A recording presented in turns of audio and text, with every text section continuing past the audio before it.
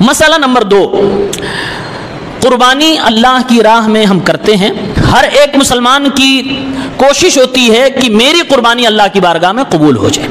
اب قبول ہو جائے اس کے لیے ہمیں کیا کرنا چاہیے کہ قربانی قبول ہو جائے؟ یہ سوچ ہر ایک انسان کی ہوگی. تو جیسے دنیا کی تمام نیکیاں کرنے کے لیے اور اس کو اللہ کی بارگاہ میں قابل قبول ہونے کے لیے 3 چیزیں ضروری ہیں، ویسے یہاں بھی 3 چیزیں ضروری ہیں. نمبر 1، قربانی اللہ کی بارگاہ میں قبول ہو جائے، سب سے پہلی شرط ہے کہ قربانی کرنے والے کا عقیدہ توحید خالص پر مبنی ہو. اگر قربانی کرنے والے کا عقیدہ شرک پر مبنی ہے، توحید والا نہیں ہے، تو اس کی قربانی نہیں مانی جاتی ہے،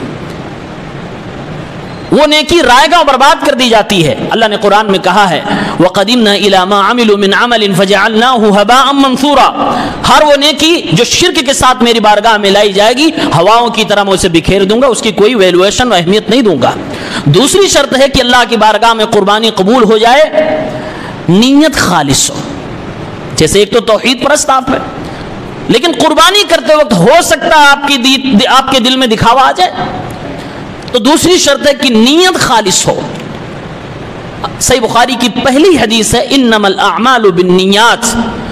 اعمال اللہ کی بارگاہ میں قبول ہوں گے نہیں ہوں گے، کتنی نیکی ملے گی نہیں ملے گی، اس کا دار و مدار جو ہے وہ انسان کے دل کی نیت پر ہے. تو نیت درست ہو، 2 چیزیں ہو گئی. تیسری چیز، قربانی سنت رسول صلی اللہ علیہ وسلم کے مطابق ہو. جیسے سب سے بڑی سنت، واضح سنت قربانی کے متعلق یہ ہے کہ عید کی نماز کے بعد آپ کو قربانی کرنی ہے. آپ نے اگر پہلے کر لیا تو قربانی نہیں مانی جائے گی. آپ توحید پرست بھی ہیں، آپ کی نیت بھی اچھی ہے، لیکن آپ کے قربانی کرنے کا جو وقت ہے نبی کے وقت سے الگ ہے، لہذا قربانی نہیں مانی جائے گی.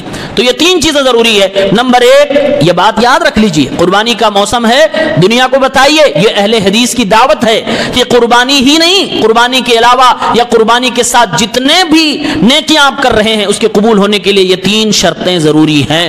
توحید خالص آپ کا ہونا چاہیے، یعنی عقیدہ درست ہو.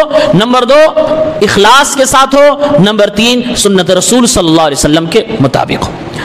اللہ کے نبی صلی اللہ علیہ وسلم کی سنت کا لحاظ کرنا ہے قربانی میں. اس کے متعلق ایک حدیث سنیے. صحیح بخاری میں 1713 نمبر پہ ایک روایت ہے. زیاد ابن جبیر رحمہ اللہ تابعی کہتے ہیں میں نے عبداللہ ابن عمر رضی اللہ تعالی عنہ کو دیکھا.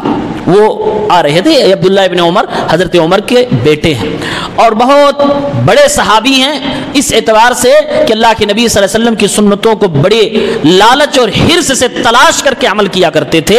یہ کہیں راستے سے گزر رہے تھے، ایک آدمی کو دیکھا، وہ اپنے اونٹ کو بٹھا کر اس کو ذبح کرنے جا رہا تھا. اونٹ کو بٹھا کر اسے ذبح کرنے جا رہا تھا. اونٹ کو ذبح کرنے کا یہ طریقہ کہ اونٹ کو بٹھا دیا جائے، اس کے بعد اس کی گردن میں چھری ماری جائے، یہ نبی کا طریقہ نہیں ہے. عبداللہ بن عمر رضی اللہ تعالیٰ عنہ راستے سے گزر رہے ہیں، ایک آدمی کو دیکھا کہ اونٹ کو بٹھا کر اور وہ قربانی کرنے جا رہا ہے. فوراً رک گئے اور اس سے کہا ابعثھا قیاما مقیدا، اس جانور کو، اس اونٹ کو کھڑا کرو اور اس کے پیر کو باندھ دو. سنت محمد صلی اللہ علیہ وسلم، اس طرح سے قربانی کرو اللہ کے نبی صلی اللہ علیہ وسلم کی سنت کی پیروی کرتے ہوئے، یعنی نبی کریم صلی اللہ علیہ وسلم کے طریقے کے مطابق ذبح کرو.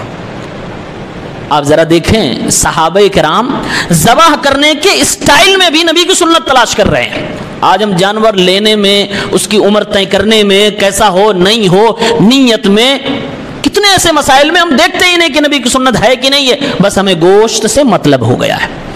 تو یہ قربانی برائے نام قربانی ہوتی. یہ صحابہ تھے جو تلاشتے تھے نبی کریم صلی اللہ علیہ وسلم کا طریقہ کیا تھا. صحابی کہہ رہے ہیں نبی کا طریقہ ایسے نہیں تھا کہ اونٹ کو بٹھاؤ، اونٹ کھڑا ہی رہے، اس کے پیر کو باندھ دیا جائے اور اسی حالت میں اس کو ذبح کیا جائے، نہر کیا جائے. یہ نبی کی سنت ہے، سنت محمد صلی اللہ علیہ وسلم. اللہ کے نبی کی سنت کی پیروی کرتے ہوئے تم ایسا کرو.